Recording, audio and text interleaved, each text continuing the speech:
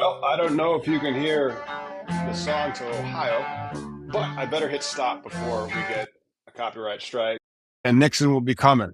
So Nixon's coming, and it is only 54 years after he waged his war on drugs, maybe 53 with this new recording we found from 1971 about what Nixon knew and admitted back in the 70s about our favorite plant.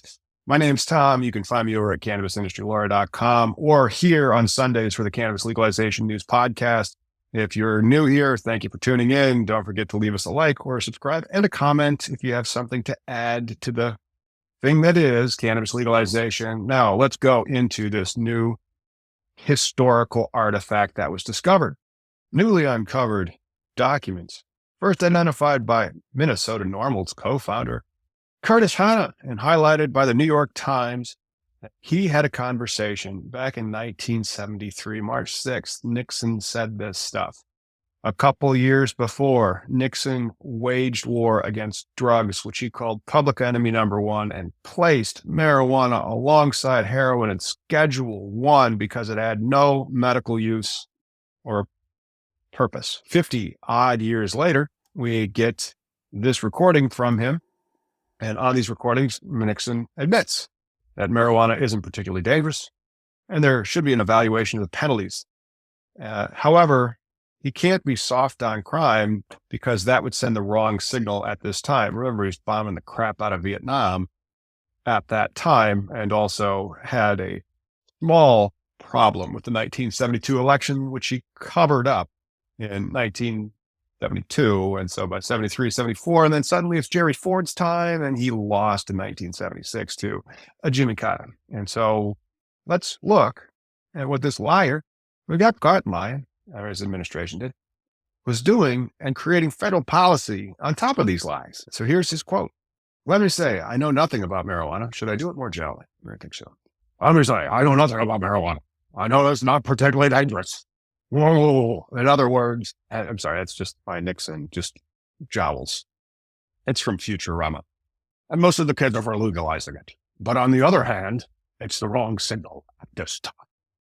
The penalty should be commensurate with the crime. I have no problem with that. There should be an evaluation on the penalties on it.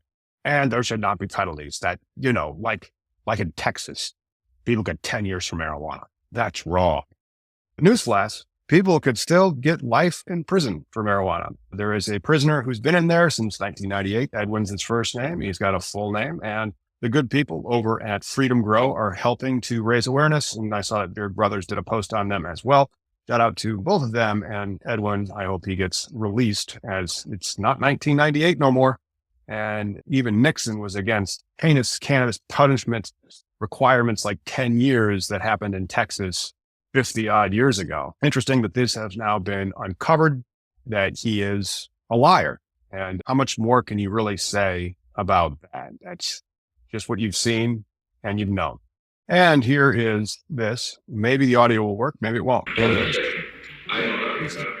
I know it's considered legal. I know most of the kids are legalized. But on the other hand, it's the wrong signal at this time. And that's actually how he sounds. The caricaturization of Nixon from Futurama is a caricaturization, but that's how I hear Nixon in my head.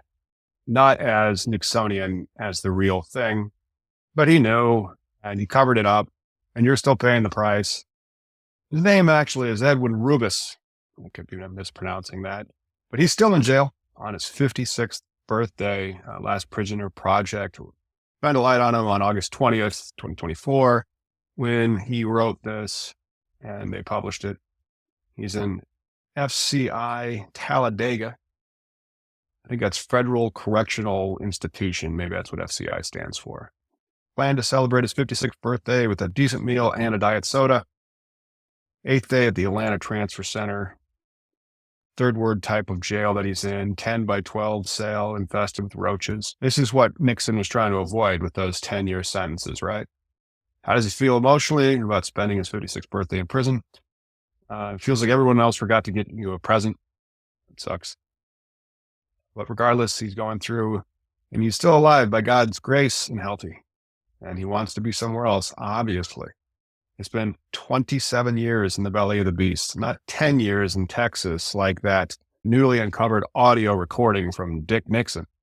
Freaky Dick Nixon said, but it was just the wrong time. It was just the wrong signal at this time. I think the right signal at this time is to pardon Mr. Edwin Rubis, free him, and let him out of prison. You can do it right now, Mr. Biden. And would either Trump or Harris do that? Who knows?